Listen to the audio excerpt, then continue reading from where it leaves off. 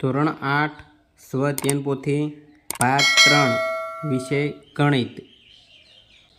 વિદ્યાર્થી મિત્રો, આજે આપણે ધોરણ 8માં સ્વ-અધ્યયન પોથી ભાગ 3 આપેલ છે, એમાં વિષય ગણિત પ્રકરણ 5 આપેલ છે, વર્ગ અને વર્ગમૂળ, તેનું સંપૂર્ણ સોલ્યુશન કરીશું। જો વિદ્યાર્થી મિત્રો તમે અમારી ચેનલમાં નવા હોય તો ચેનલને સબસ્ક્રાઈબ કરવા વિનંતી, જેથી તમને જે નવી નવી અપડેટ આવે છે તે અપડેટ મળતી રહે। યોગ્ય વિકલ્પ પસંદ કરો। નીચેનામાંથી કઈ સંખ્યા બેકી સંખ્યાનો વર્ગ છે? જવાબ આપશે એ 144। જે સંખ્યાનો એકમનો અંક 9 હોય તેનો વર્ગ કરતાં મળતી સંખ્યાના એકમનો અંક શું હોઈ શકે? જવાબ આપશે સી 1। 5નો વર્ગ અને 6ના વર્ગની વચ્ચે કેટલી પ્રાકૃતિક સંખ્યાઓ છે? જવાબ આપશે બી 10। એક ચોરસ ટુકડાનું ક્ષેત્રફળ 144 ચોરસ એકમ છે, તેની એક બાજુની લંબાઈ કેટલી હોય? જવાબ આવશે બી 12 એકમ। પાયથાગોરસિયન ત્રિપુટીનો એક સભ્ય 2 મીટર હોય તો બાકીના બે સભ્યો કયા હોઈ શકે? જવાબ આવશે બી m² + 1 અને m² - 1। ક્રમિક એકી સંખ્યાઓ 1, 3, 5, 7, 9, 11, 13 અને 15નો સરવાળો કેટલો થાય? જવાબ આવશે બી 64। પૂર્ણ વર્ગ સંખ્યાઓનો એકમનો અંક શું હોઈ શકે નહીં? જવાબ આવશે બી 8। જો m એ પ્રાકૃતિક સંખ્યા nનો વર્ગ હોય તો n એ ખાલી જગ્યા થાય? જવાબ આવશે ડી mનું વર્ગમૂળ। વર્ગમૂળમાં 248 પ્લસ વર્ગમૂળમાં 52 પ્લસ વર્ગમૂળમાં 144 બરાબર ખાલી જગ્યા, તો એ જવાબ આવશે સી 16। જો વર્ગમૂળમાં 4096 બરાબર 64 આપેલા હોય તો વર્ગમૂળમાં 4096 પ્લસ વર્ગમૂળમાં 40.96 બરાબર ખાલી જગ્યા, જવાબ આવશે ડી 70.4। ખાલી જગ્યા પૂરો। 1 અને 100 વચ્ચે કુલ ખાલી જગ્યા પૂર્ણાંક સંખ્યાઓ છે 8। 500નો વર્ગ કરતાં મળતી સંખ્યામાં ખાલી જગ્યા શૂન્યો હશે 4। 24025નું વર્ગમૂળ કરતાં મળતી સંખ્યા ખાલી જગ્યા અંકોની બનેલી હોય છે 3। 5.5નો વર્ગ કરતાં ખાલી જગ્યા મળે 30.25। 5.3 × 5.3નું વર્ગમૂળ કરતાં ખાલી જગ્યા મળે 5.3। 1 મીટરનો સ્ક્વેર બરાબર ખાલી જગ્યા સેન્ટીમીટરનો વર્ગ 10,000। 0.7નો વર્ગ કરતાં ખાલી જગ્યા મળે 0.49। પ્રથમ 6 એકી પ્રાકૃતિક સંખ્યાઓનો સરવાળો ખાલી જગ્યા થાય 36। 57નો વર્ગ કરતાં મળતી સંખ્યાનો એકમનો અંક ખાલી જગ્યા થાય 9। 125ને નાનામાં નાની ખાલી જગ્યા સંખ્યા વડે ગુણતા તે પૂર્ણવર્ગ સંખ્યા બને 5। સૂચના મુજબ ગણતરી કરીને જવાબ મેળવો। દર્શાવો કે 500 એ પૂર્ણ વર્ગ સંખ્યા નથી। તો એ વિદ્યાર્થી મિત્રો અહીં 500ના અવયવ પાડશું, તો 500ના અવયવ પાડશો આ રીતે અવયવ પડશે। તો એ 500નો અવયવ 2 × 2 × 5 × 5 × 5, તો અહીં 2 × 2 આ 2નો વર્ગ થશે, પછી 4 × 4 તો અહીં જોડે બને છે એટલે કે 5નો વર્ગ। અહીં છેલ્લે એકલા 5 વધે છે, બીજા 5 આપેલા નથી, તો અહીં 5ની જોડ નથી, તેથી 500 એ પૂર્ણવર્ગ સંખ્યા નથી। જેની બાજુઓના માપ 6 સેન્ટીમીટર, 10 સેન્ટીમીટર અને 8 સેન્ટીમીટર હોય એવો કાટકોણ ત્રિકોણ રચી શકાય? તમારા જવાબનું કારણ આપો। અહીં ઉકેલ, તો અહીં કાટકોણ ત્રિકોણમાં અહીં પાયથાગોરસના પ્રમેય પ્રમાણે કર્ણનો વર્ગ બરાબર બંને બાજુના વર્ગનો સરવાળો, તો એ કર્ણનો વર્ગ 10 સેન્ટીમીટર, એક બાજુનું માપ 6 સેન્ટીમીટર છે અને બીજી બાજુનું માપ 8 સેન્ટીમીટર છે, તો એ કર્ણનો વર્ગ થશે 10નો વર્ગ બરાબર બંને બાજુના વર્ગનો સરવાળો, એટલે કે એક બાજુનું માપ 8, 8નો વર્ગ પ્લસ બીજી બાજુનું માપ 6 એટલે 6નો વર્ગ, તો ટોટલ થશે 6। સરવાળો કરીશું 88 64 પ્લસ 36 એટલે 100, એટલે કે 10નો વર્ગ બરાબર 100 બંને સમાન થાય છે, તો હા રચી શકાય। શાના પરથી સાબિત કર્યું? તો પાયથાગોરસ પ્રમેય પરથી। જેનો એક સભ્ય 5 હોય તેવી બે જુદી જુદી પાયથાગોરસની ત્રિપુટીય લખો, તો એ જેનો એક સભ્ય 5 હોય તો એ પાયથાગોરસ પ્રમેય પરથી 5નો વર્ગ બરાબર 4નો વર્ગ પ્લસ 3નો વર્ગ થશે, એટલે કે 4 × 16 પ્લસ 3 × 9, તો બંનેનો સરવાળો થશે 25। તો બે જુદી જુદી પાયથાગોરસની ત્રિપુટીઓ 4 અને 3 આવશે, એટલે બંનેનો સરવાળો 25 થશે। 216ને એવી નાનામાં નાની કઈ સંખ્યા વડે ભાગતા તે પૂર્ણ વર્ગ બને? આ પૂર્ણ વર્ગ સંખ્યાનું વર્ગમૂળ શોધો. તો અહીં 216ના અવયવ પાડીશું. તો અહીં અવયવ પાડેલ છે. 216ના અવયવ થશે 2 × 2 × 2 × 3 × 3 × 3. તો અહીં 2 અને 3ને એક વખત છે.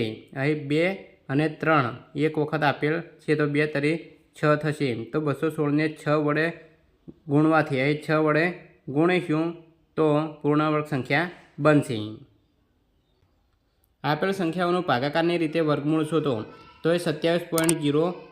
તો અહીં ભાગાકારની રીતે વર્ગમૂળ શોધેલ છે, તો જવાબ આવશે 5.2. અહીં 1.44. તો અહીં 1.44નું ભાગાકારની રીતે વર્ગમૂળ શોધીશું.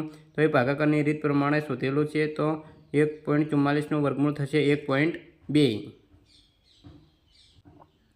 જેના વિકર્ણની લંબાઈ 10 સેન્ટીમીટર હોય તેવા ચોરસની બાજુનું માપ શોધો.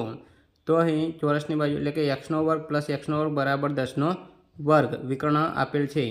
અહીં x² + x² એટલે કે 2x² થશે બરાબર 100. તો x² બરાબર 100 ભાગ્યા 2. તો x² બરાબર 50. તો વર્ગમૂળ જશે તો x બરાબર વર્ગમૂળમાં 50 થશે. હવે 50નું વર્ગમૂળ 5 વર્ગમૂળમાં 2 થશે, તો xની કિંમત આવશે x બરાબર 5 વર્ગમૂળમાં 2 સેન્ટીમીટર થશે. એક સભાખંડ 2704 બેઠકની ક્ષમતા ધરાવે છે. જો દરેક હારમાં બેઠકની સંખ્યા તથા સભાખંડમાં કુલ હારની સંખ્યા સમાન હોય તો દરેક હારમાં બેઠકની સંખ્યા શોધો. ઉકેલ. અહીં 2704નો વર્ગમૂળ લઈ જઈશું. તો એ વર્ગમૂળમાં કરીશું તો 2704ના અવયવ પડ્યા 2 × 2 × 2 × 2 × 13 × 13. તો એ 2નો વર્ગ થશે ગુણ્યા 2નો વર્ગ થશે ગુણ્યા 13નો વર્ગ થશે. તો એ વર્ગને વર્ગમૂળ ઉડાડીશું તો 2 × 2 × 13. તો 3નો ગુણાકાર કરીશું તો 52 થશે, એટલે કે 52 બેઠકની સંખ્યા થશે. 3નો વર્ગ, એનો વર્ગ અને તેનો વર્ગ કરતાં મળતા પરિણામના એકમનો અંક કયો હશે? જવાબ આવશે A 1. 256નું વર્ગમૂળ, તેનું વર્ગમૂળ અને તેનું વર્ગમૂળ, તો જવાબ આવશે B 2. નીચેનામાંથી કોનું પરિણામ 81 ના મળે? જવાબ આવશે D 3નો વર્ગ એનો ઘન થશે. નીચેનામાંથી કોનું પરિણામ 1/3 થાય? તો એ જવાબ આવશે C વર્ગમૂળમાં 1/9. 25ના વર્ગમૂળના વર્ગનો વર્ગ કેટલો થાય? જવાબ આવશે D 625. અધ્યયન નિષ્પત્તિનું આધારિત મૂલ્યાંકન. યોગ્ય વિકલ્પ પસંદ કરો. 196 નીચેનામાંથી ખાલી જગ્યાનો વર્ગ છે. જવાબ આવશે C 14. નીચેનામાંથી કઈ સંખ્યા પૂર્ણ વર્ગ હોઈ શકે નહીં? જવાબ આવશે C 198. સંખ્યા રેખા પર વર્ગમૂળમાં 25નું સ્થાન દર્શાવતો મૂળાક્ષર કયો છે? જવાબ આવશે C. ખાલી જગ્યા પૂરો. જેના કર્ણનું માપ 17 સેન્ટીમીટર હોય તેવા કાટકોણ ત્રિકોણની બાજુઓના માપ 8 સેન્ટીમીટર અને 15 સેન્ટીમીટર છે. વર્ગમૂળમાં 1.96 બરાબર ખાલી જગ્યા, તો 1.4 જવાબ આવશે. અવિભાજ્ય અવયવકરણની રીતનો ઉપયોગ કરી નીચેનામાંથી પૂર્ણ વર્ગ સંખ્યાઓ કઈ છે તે નક્કી કરો. તો એ આવશે 484. 484ના અવયવો પાડીશું. તો અહીં 2 × 2 × 11 × 11. તો અહીં 2નો વર્ગ થાય છે અને અહીં 11નો વર્ગ થાય છે. તો આપેલ 484 સંખ્યા પૂર્ણ વર્ગ છે. અહીં 11250 તેના અવયવો પાડીશું. તો અહીં 2ની જોડે થતી નથી, એટલે પૂર્ણ વર્ગ સંખ્યા નથી. 841 એટલે કે 29 × 29. તો 29નો વર્ગ થશે, એટલે કે પૂર્ણ વર્ગ સંખ્યા છે.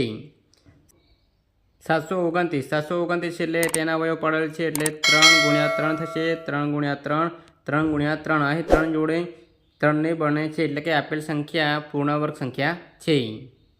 વિભાજનના નિયમનો ઉપયોગ કરી વર્ગ મેળવો. અહીં 101 આપેલ છે. 101 એટલે કે 101નો વર્ગ બરાબર 100 + 1 થશે, એટલે કે 100નો વર્ગ પ્લસ 2 × 100 × 1 પ્લસ 1નો વર્ગ. તો 100નો વર્ગ થશે 10,000 પ્લસ 200 પ્લસ 1. તો જવાબ આવશે 101નો વર્ગ બરાબર 10,201. તો વિભાજનના નિયમનો ઉપયોગ કરવાનો છે. તો અહીં સૂત્ર આવશે a પ્લસ બીનો વર્ગ બરાબર એનો વર્ગ પ્લસ 2ab પ્લસ બીનો વર્ગ. આ સૂત્ર પ્રમાણે એક્ઝામ્પલ ગણવાના રહેશે. અહીં 72નો વર્ગ એટલે કે 70 પ્લસ 2 આખાનો વર્ગ. તો 70નો વર્ગ થશે પ્લસ 2 ગુણ્યા 70 ગુણ્યા 2 ગુણ્યા 2નો વર્ગ, તો સીધું 49 એટલે 4900 પ્લસ 280 પ્લસ 4 તો 5184 જવાબ આવશે। અવિભાજ્ય અવયવકરણની રીતનો ઉપયોગ કરી વર્ગમૂળ મેળવો, તો અહીં થશે 11025, તો 11025ના અહીં અવયવ પડેલ છે, તો 11025ના અવયવ થશે 3 ગુણ્યા 3 ગુણ્યા 5 ગુણ્યા 5 ગુણ્યા 7 ગુણ્યા 7, એટલે કે 3નો વર્ગ ગુણ્યા 5નો વર્ગ ગુણ્યા 7નો વર્ગ, તો અહીં વર્ગમૂળ કરીશું તો વર્ગ અને વર્ગમૂળ ઉડી જશે, તો 3 ગુણ્યા 5 ગુણ્યા 7 થશે, તો 105 જવાબ આવશે।